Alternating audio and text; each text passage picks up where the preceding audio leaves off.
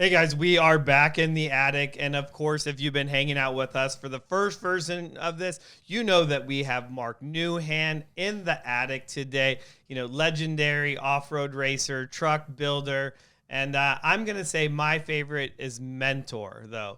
I think that I want to really talk about that. I think that you've been a great mentor to me. It's been something where I know that with anything that I could, and I've done it many of times over the years, like, hey, this is my thought on this. What do you think? And especially lately, over at Weld Tech Designs, we're, been working on this cast spindle. And you mentioned that in the first part of this, where, that was your business for 7 years, building these cast spindles. And to me, it's something completely new. But what is it that, because let's say this, there's a lot of people in this industry that are very smart, but they will not share things with you. They're like, hey, I had to learn that the hard way. You got to go learn that the hard way. And I think that's the wrong approach. The reality is somebody taught me, right? And I would be selfish to not share, you know what I mean? And I do it with off-road, with building trucks and things like that. I'm happy to share what I've learned, lessons learned over the years. And, why not? I don't feel competitive. I don't feel competitive with you sharing information. You're not in competition with me. And even if I was, the only way that we really grow as an industry or we grow as a people is to share with the youth, and yes, I'm your elder, not old enough to be your dad quite, but I feel it's incumbent on people that have the knowledge to share. It would be mighty selfish of somebody to take everything that they've learned over the years to their grave, and because what ends up happening is industries die. That's what I was going to say exactly. Just you get these industries that then die. We see that right now going on in our education system.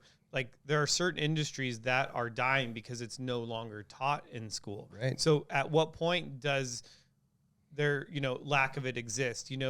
I know, and that's where I'm going to say, like, I was very fortunate to have people, like you, like other people in this area that were into off-road stuff that would share. I remember going up to Curtis's shop up in, old Highway 80. Oh, yeah. And he would, and he's another person that came from, AutoFab and would totally share things with me and was great and didn't have that sense of, oh, well, hey, we're going to be competing or whatever it was. Yeah. It was like, oh yeah, do this, do that, the same way that you've been over the years. And I think that is great. I think that that's what this industry, really needs. All industries. Yeah, definitely. It's like I said, I use the word selfish and believe me, I think some of it probably comes from, you think about like the genesis of off-road racing, you take it back to the 67 Baja 1000, which was the same year I was born. And, you look at the guys that were, what they were doing, they were basically essentially taking stock vehicles and putting bigger tires and, die-hard batteries and gas-o-matic shocks. It was a pretty simple process. But as people in the quest for speed and in the quest for durability, people started making their own parts and it was always a make it and run it to a failure point and then make it better. And that's the whole evolution, right? And so I benefited from those early pioneers. But if you looked at the family tree of off-road race truck builders, and I feel a great responsibility sometimes. When you look at when it started, there was probably two.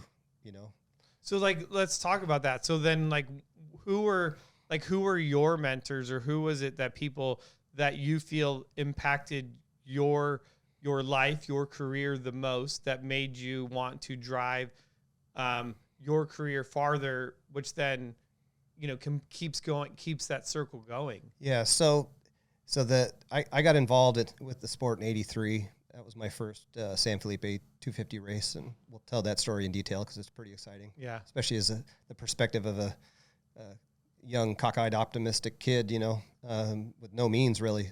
But so I know that there was some builders that inspired these guys, but John Nelson, I actually was on the team in '89, chasing for him. Okay. Frank Vessels was the driver, and it was a factory Chevrolet team, and he didn't mentor me. He didn't sit down and say, "Hey, look, kid, you do this." Frankly, he was one of those guys that held it close to the vest, which I understand. I mean, he was highly competitive factory racing. But I looked at his methods, and I looked at the way that they were building the trucks, and I didn't agree with all of them. But I took a lot of the stuff, and I understood. I had an innate ability to see something and really understand how it was working without it even moving. And so Russ Warnermont, he was another guy. He was I believe he was a Hemet guy, same as John Nelson, and they all kind of came from the same that same bowl of soup, if you will. And he branched off. He built a couple things here and there, but the first vehicle that really kind of put him on the map as a trophy truck builder, and this was before even trophy truck existed, was the Jeep Cherokee that he built for, I believe it was Larry Maddox, and it was all tube chassis and fabricated spindles and sheet metal A-arms. I mean, it was beautiful. And then he went on to build, obviously, the Simon & Simon trucks and the Ultra Wheels trucks, and those trucks have resurfaced recently and have been restored to their glory with the Nora to run the Nora series, races. yeah. So, but those two guys really, obviously, John at AutoFab was a mentor of sorts, and he was building a lot of I-beam stuff, and he still has the cottage industry today, doing the same stuff. But anyways, those two guys, I think primarily. And I think that, so you mentioned this, and I think that that's one thing that we all kind of need to pay attention to, because you even said the first gentleman was not really a mentor, but he, would teach you stuff. And I think that that's the biggest thing is, like, when you're young and you're trying to absorb all this stuff, it's not necessarily that they may even intend to be, but it's just that it's not like, here, I'm sharing this with you. I'm not teaching you anything, but, Yeah. hey, you're going to want to hold the cup this way, sort of thing. And I think that that's something that is important, because whether you realize it or not, especially in this day in social media, there is a lot of people that can look up to you, that you are mentoring without even realizing that you are mentoring. So it's that persona. It's what you put out. I mean, if I were to go on your social media, like, there's so much just great, encouraging information. Hey, here's what it's, you being real, but that is something that is awesome, and what you lack a lot, which not you lack, which a lot of people lack these days, that humility and I'll tell you that I was real late to getting on social media, specifically Instagram, and I was encouraged by some of the people some industry people. Hey, you need to be on there. And so I got on there and started telling stories and started posting pictures of some of my early stuff, and excuse me. And you talk about humble. I had a couple of guys, one in particular. His screen name is Don Juan Bubba, and he told me that because of the stuff that I built, and he watched and saw the, I was fortunate enough to be in the Desert People series, my friend Curtis makes, and so that got a lot of exposure to what I was doing, the trucks I was building at that time, and he said it inspired him to go to school to be an engineer, and I mean, and there's been countless others, and I talk about that responsibility, and the reason I feel that is guys like Morgan Clark, Ryan Kibbe, and countless others. I inspired them.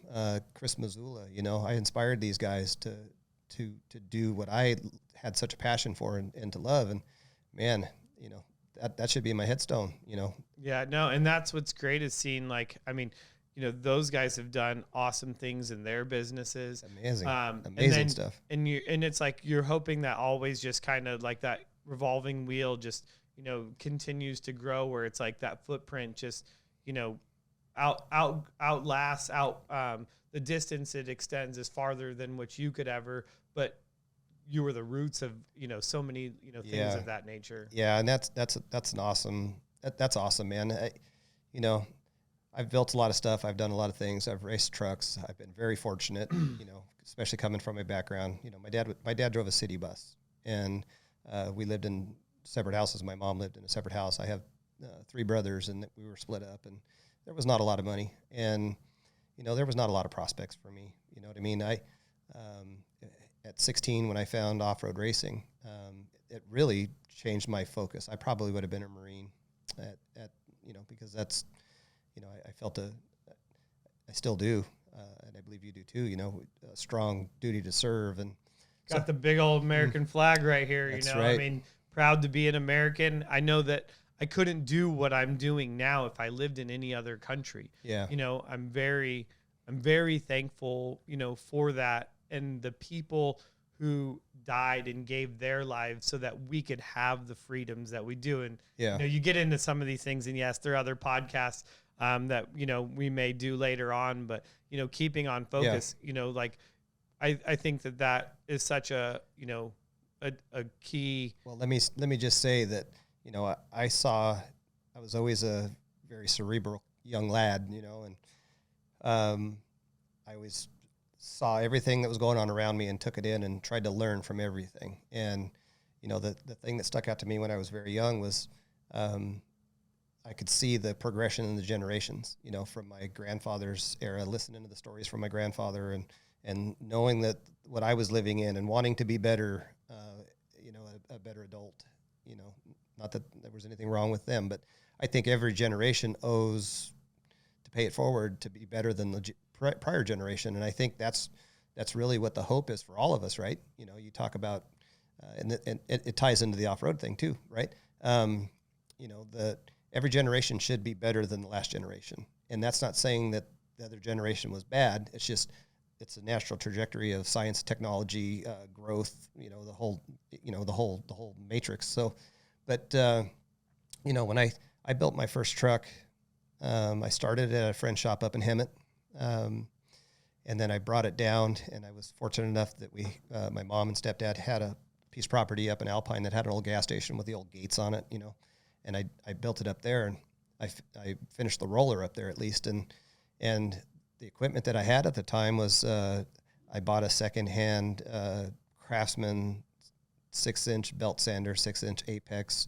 I borrowed a Johnny Johnson. I'd done some work for him. That's where I met Craig Stewart. And, I borrowed a snap-on wire welder from him, and I had a couple hand drills, and I had a skill saw that I put a carborundum blade on, and that's how I would cut out my plates.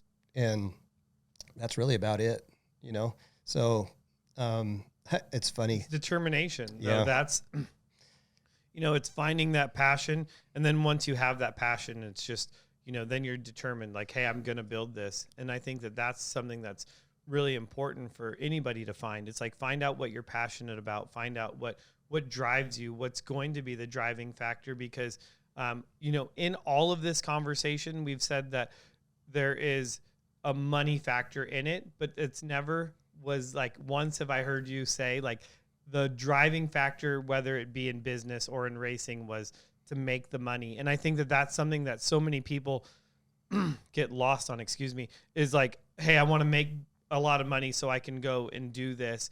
And then you never really get to do what you've got to do. I mean, I hear all of these stories, and it's like, yeah, there was a determination, and you found a way to be able to take your passion, your love, and be able to do what you've wanted to do. Well, and that's the promise of America, to take it back to that. And I do want to mention this, you talk about the determination, and you talk about, I discussed, the basic tools that I had to build my first truck. And Kyle LeDuc, who's part of the LeDuc family, they've been in off-road. Obviously, right. Kurt LeDuc's a legend and Hall of Famer. And Kyle LeDuc, he's battling head and neck cancer right now, and I certainly wish him the best. and he's he's done some amazing things with virtually nothing. And if you get on and look at one of his latest posts, he talks about that. He shows a stencil, some cardboard, a piece of chromoly plate, and his hands.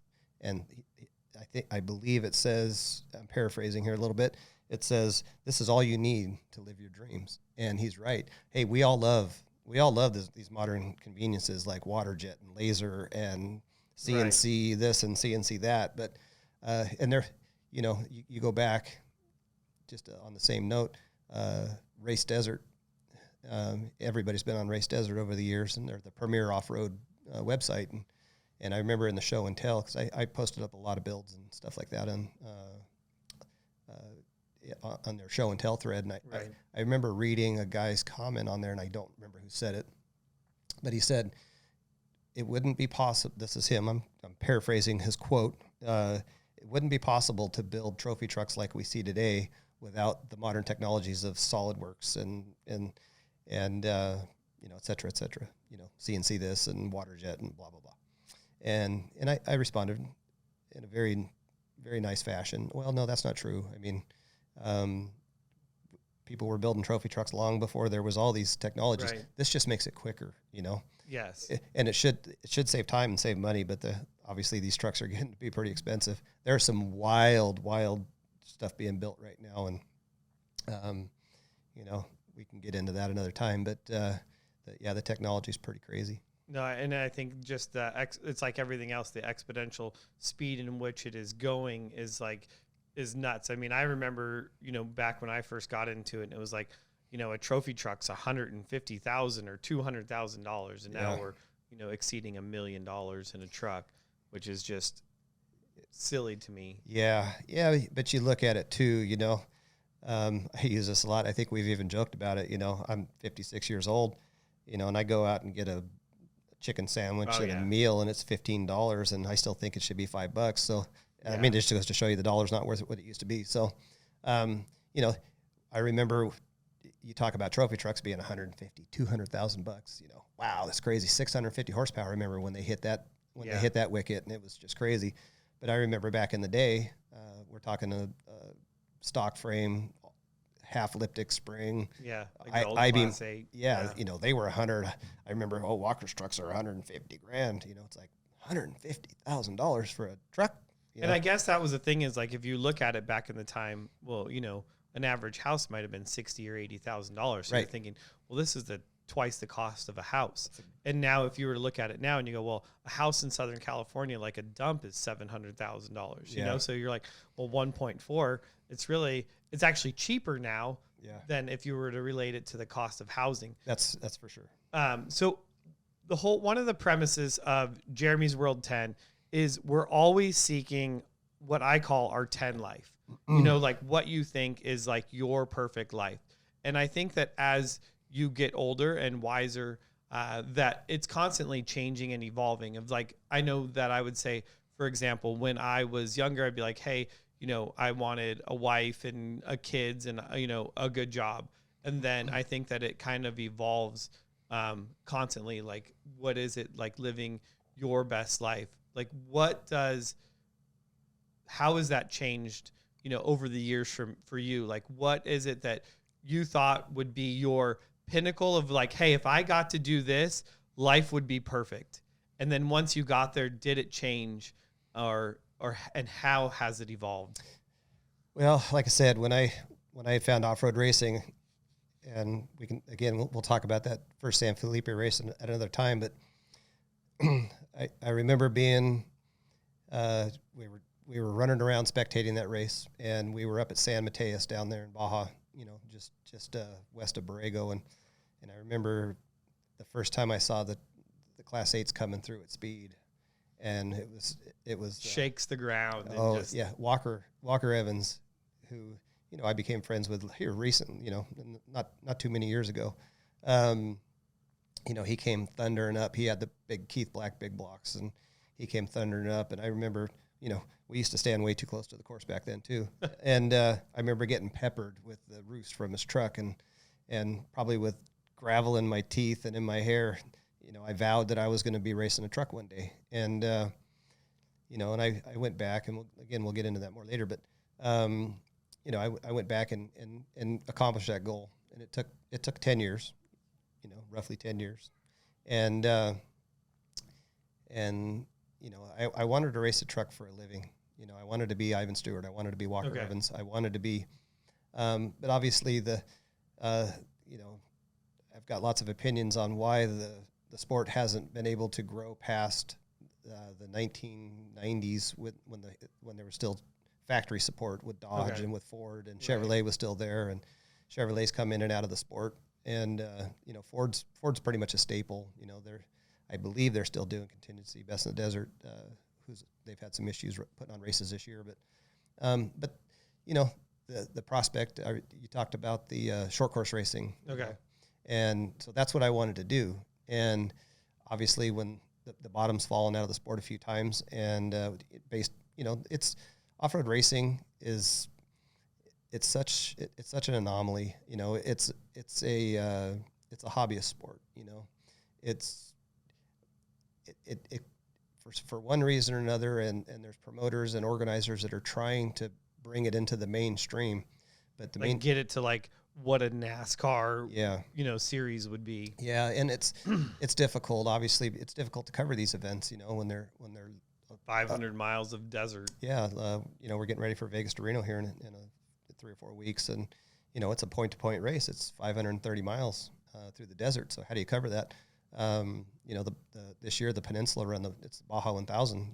For the first time they're running it from La Paz to Ensenada, and how do you cover that race? It encompasses I believe 2 time zones and an entire peninsula, and night and day. It's right. So now you're hoping for that technology catches up to the sport that would be able to do it. I mean, I think we're seeing a little bit of that, like with some of the new satellite technology and things of that nature. For sure. But so that was your goal was more of the desert or short course? Well, at that time, racing. And I think it's important to note,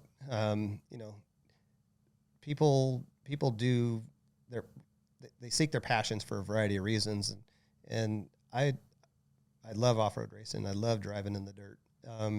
If there was no racing, I'd still be driving in the dirt. And the reason that I wanted to do all these things wasn't to have the spotlight put on me. It was because I got so much satisfaction out of it. It wasn't to be. It was fully self-gratification. And it's for the love of the game. You see that with other sports. You see people that love to play baseball, basketball, football. And you look at a guy like Dale Jr. and some of these NASCAR drivers. They are in it for the love of it. And Junior was asked one time when he was still active, and I listened to his podcast quite a bit, and it's and the passion exudes. Since he's left the sport, he's actually become more important to the sport, I think. But anyways, he was asked in an interview one time, what are you going to do when you're done racing Cup? And he said, well, I'm probably going to go race short tracks. So that tells me right there that, and he has done that, but it's just part of you. It becomes like ingrained in your soul. Yeah. Just like breathing. You're like, I have to be involved in it some way or the other, whether you're teaching it, doing it yourself, watching it, experiencing it. I think that's for sure. And I never really take a step away from myself to look at myself. That wouldn't be right in my mind. But when you think about a guy that drives the trucks, builds the trucks, designs the trucks, there's not a lot of us around, and there's more now. You got guys like Roy Tompkins. He does everything with a lot of passion. I was delighted to see him get a chance to race. He raced with Brenthal at the Baja 500 this year, and I think they did pretty well. But I follow him on Instagram. I see what he's doing, and the guy just has a lot of passion for what he does, and I like that. He's got a little shop, and I believe he's working by himself too, which is something I can relate to. He's got his cats in there and stuff like that. But just everything that you see him do, he's doing with just out of pure passion, and that's, I guess that would sum me up. And so now, what is it, and how has that changed from from going from that young boy wanting to, be able to drive race cars? Like, what is that next step? So like, what is that 10 life? Where are you at? Like, what does it look like to you now? What is your passion? Like, what drives you now? I mean, I know you're working on 2 trucks, but is that the driving factor? What is it that keeps you going? Well, the whole reason I ever started building trucks is because I wanted to drive them. And the driving is the pinnacle. You said you're not even going to drive the old truck, but not that truck. Yeah, that truck is driving a daily driver is a daily driver. But I mean racing. You're talking about racing. So, I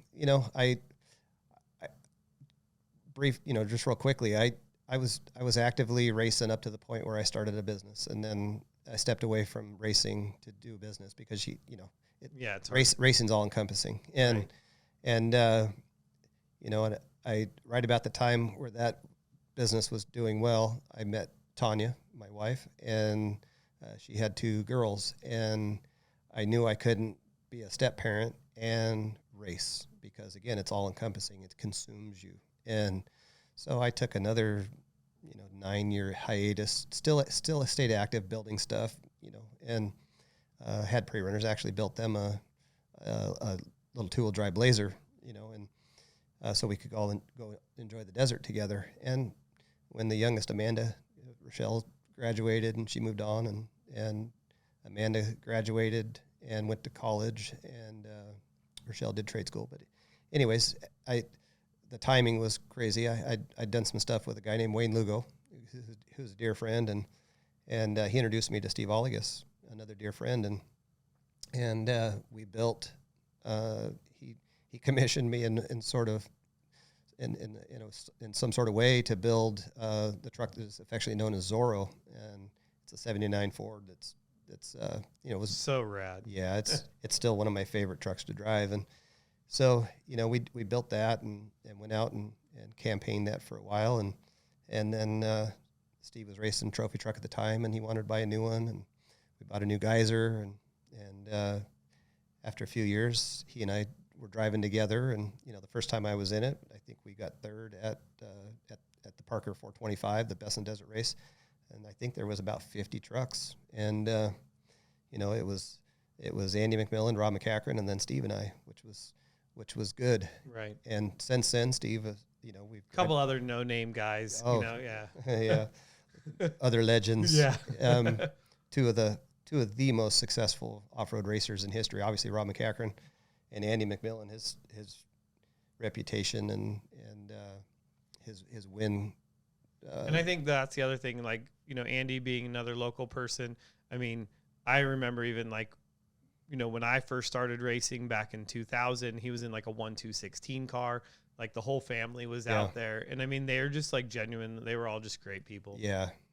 So just to sum up, and I know we're running out of time for today, but, you asked what's my 10 life, and Steve and I have gotten lots of podiums, second places, third places, but the win still eludes us, and that's what we want to.